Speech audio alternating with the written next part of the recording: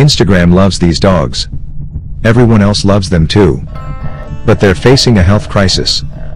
Dogs are being deformed in the name of fashion. And dealers are establishing extensive networks of dogs while keeping authorities in the dark. But extreme dog breeding is what is particularly worrying.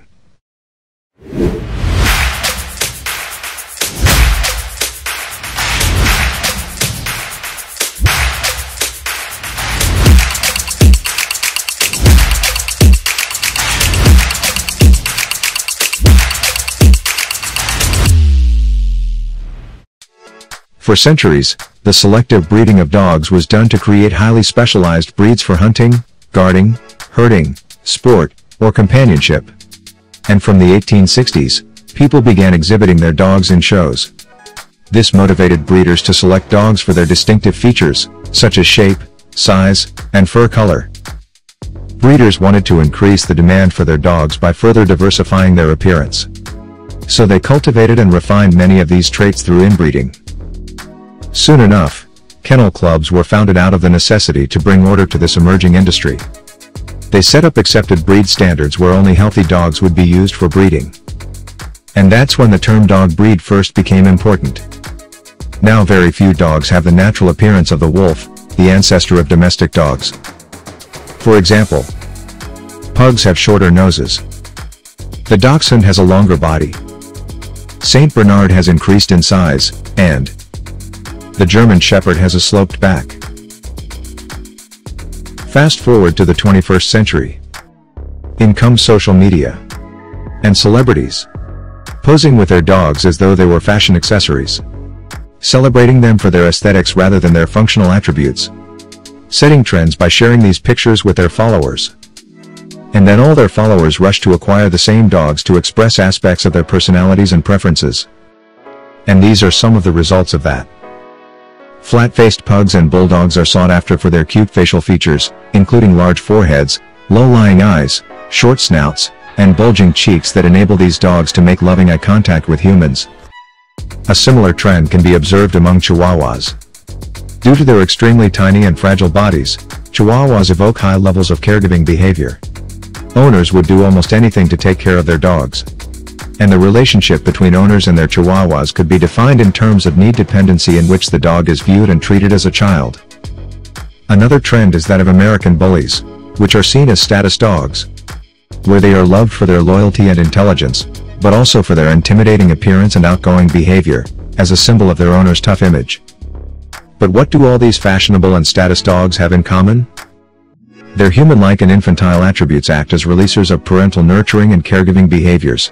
These contribute to the attachment process that makes owners form strong emotional relationships with their pets. And that is exactly what some breeders have exploited, and taken to the extreme. Literally. They work outside accepted breed standards to create dogs with exaggerated phenotypes. They inbreed the dogs to create a particular look, which is, in fact, a genetic disorder.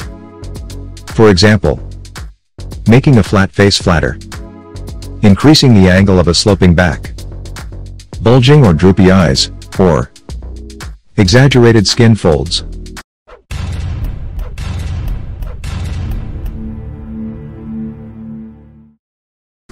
The latest drive to select extreme features becomes apparent when you place historic and contemporary photographs of trending dogs side by side.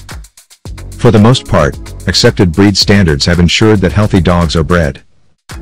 But the issue arises when extreme selective breeding pushes the envelope to the point where dogs develop high levels of inherited diseases and genetic disorders. And indeed, today, numerous dogs suffer from severe health issues their whole lives due to these extreme features. For example, American bullies are being bred with hugely exaggerated muscular frames that cause some to develop hip and elbow dysplasia. They also develop hypothyroidism, which leads to obesity. Flat-faced dogs like pugs and French bulldogs snort, grunt, and wheeze. But these are not normal noises. They are signs that the dog is struggling to breathe. Shorter snouts restrict nostrils, and these dogs often need corrective surgery to remove the thick soft tissue at the back of the throat, which obstructs their airway. Some dogs, like the Shar-Pei, Saint Bernard, and pugs, are bred to have excessive skin that forms prominent folds that are prone to skin inflammation and infections. And long coats, such as the Losses, can become matted and are prone to bacterial infections without regular meticulous care. Long fur can also impair the dog's visibility, mobility, and thermoregulation. But increasingly, dogs are becoming the commodity of choice for criminals. And it is the infiltration of organized crime into the illegal trade of puppies that is particularly worrying.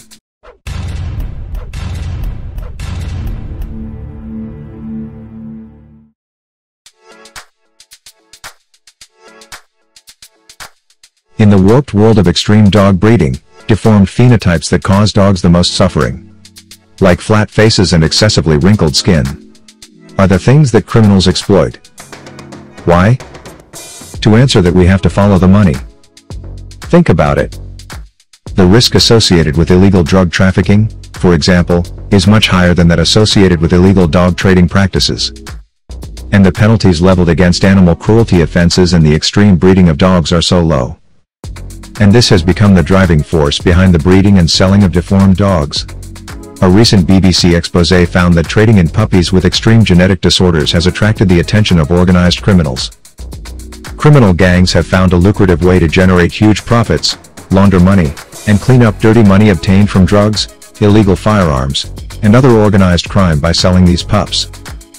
Many puppies exploited in this trade belong to breeds that enjoy immense popularity, such as pit bulls, pugs, and bulldogs, which can be sold quickly for profit to unsuspecting owners.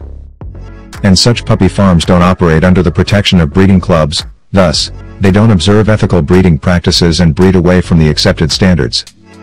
Their focus is primarily on appearance. And the most abnormally appearing pups fetch the highest price. They often exaggerate a dog's look by cropping the ears, while at the same time disregarding the behavioral component, which can lead to various problems, such as anxiety and aggression. And this was confirmed in the BBC expose, which also revealed that some of these low-welfare breeders are convicted criminals. And they can sell these dogs via online classified platforms, even from behind bars. So what motivates ordinary people to continue buying dogs with extreme conformation? It simply comes down to supply and demand. People love what they see. And a lot of times, they are not aware of the health problems the dogs may experience. In a study conducted in Denmark in 2017 to investigate why people buy these dog breeds, many owners were motivated by their distinctive appearance, what they consider to be the dog's unique personality.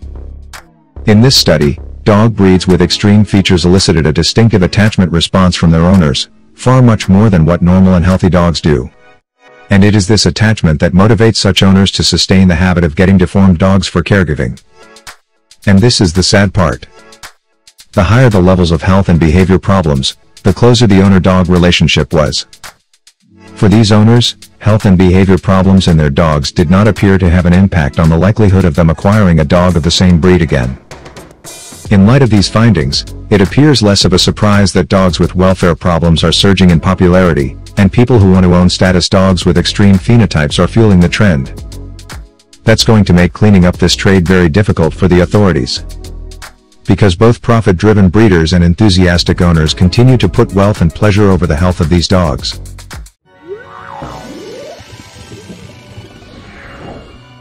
Coming up in the next episode: how the wolf became a dog.